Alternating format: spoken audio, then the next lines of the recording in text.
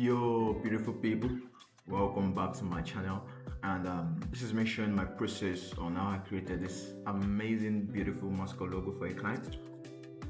And just stay tuned and enjoy the video.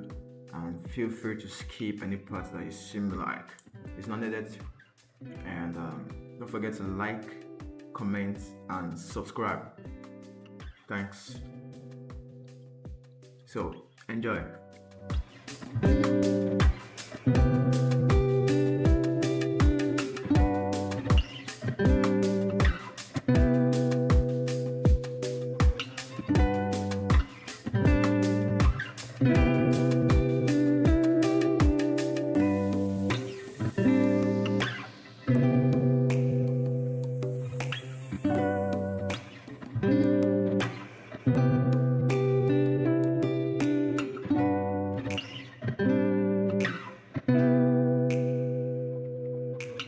So for the font, I really didn't see what I needed in my library or in my car, whatever you call it, my font. So what I did was I went online to download some fonts that look similar to my sketch, something extremely similar to my sketch. So I did that, and these are the font I got.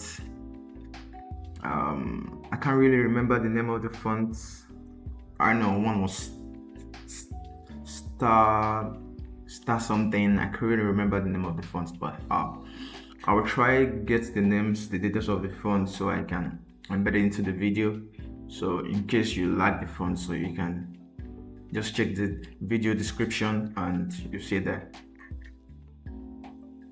So this is just me trying to tweak them a little bit, just to make them fit in with what we have in the sketch. So just kind of play around with the text to just blend with it, to make it blend with it, and you know what I'm saying, just look exactly like what you have there. Sometimes you don't have to create them from scratch to make work more easier for you, to make things more faster. You can kind of look for fonts online. There's a lot of fonts online that's close to what sketch you have. So this is what you should get. Just get a font looking closely with what you have. It's your sketch, with your calligraphy, or whatever you like to call it, or whatever you're using. You can just find them online and then tweak it to look exactly like what sketches, whatever sketch you have here. So this is just me trying to work my way with the font to make it look exactly like what we have on the paper. So this is me just doing my thing.